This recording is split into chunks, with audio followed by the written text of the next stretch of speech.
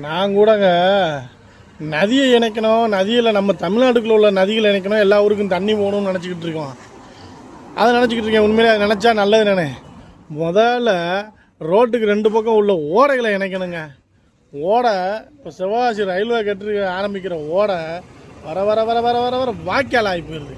வாய்க்கால் ஆகி அப்படியே ஃபினிஷிங் ஆயிடுது. அப்புறம் தண்ணி எங்கிட்டு போகும்?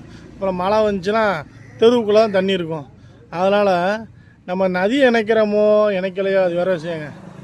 முதல் ஓடை இப்போ ரோடு இருக்குன்னு வைங்களேன், 2 பக்கம் ஓடை தான் இருக்குது. 2 பக்கம் அந்த ஓடையை தான் நம்ம அப்படியே அரைச்சிடுறோம். ஒருக்குள்ளே போகும்போது ஒரு பாலம் போட்டு பண்ணணும், அதை அரசு செய்யணும். அவங்க செய்யலைன்னா என்ன பண்ணுறாங்க, மண்ணை போட்டு மெத்தி போடுறாங்க. அப்புறம் தண்ணி அங்கிட்டு வருமா? வராது. அப்படி அடைச்சிக்கிறோம். அந்த தண்ணி எங்கே போகும்? தெருவுக்குள்ளே தான் போகும். அது மாதிரி தாங்க சுற்றி பார்த்துட்டேன். இப்போ கூட நம்ம சிவகாசிலேருந்து வரும்போது அங்கேருந்து வர்ற ஓடை அப்படியே வருது, அப்படியே சிறுசாகிடுது, வாய்க்கால் ஆகிடுது, அப்புறம் ஓடையே இல்லாமல் போயிடுது.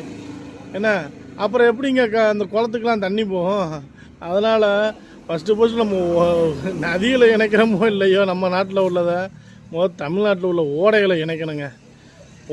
நல்லா பாருங்களேன், 2 சைடு ரோட்டுக்கு 2 பக்கமே ஓடை இருந்திருக்கு. ஆனால் நம்ம தான் அதை அரைச்சிட்றோம். அப்புறம் மழை பெஞ்சால் தண்ணிக்குள்ளே தான் கிடக்கிறோம். ஒரு அரை மணி நேரம் தாங்காது சிவகாசிலாம். மழை வந்துச்சுன்னு வைங்களேன், ஒரு அரை மணி நேரம் தாங்காது.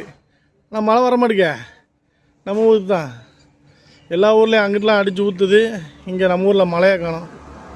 இங்கே மரம் இருந்தால் தானே மழை வரும். இங்கே மரத்தை தான் வெட்டிட்டோமே, தோட்டத்தில் மரம் வெட்டிட்டோம். நல்ல வேளை என் பின்னாடி நம்ம மரம் இருக்குது, வளர்த்துக்கிட்டு இருக்காங்க. மரம் வளர்ப்போம், மழையை பெறுவோம். அதாவது வாய்க்காலை ஓடையாக்குவோம். ஓடையை வாய்க்கால் ஆக்கியிருக்காங்க. ஓடையை ஓடையாகவே வச்சுருப்போம்.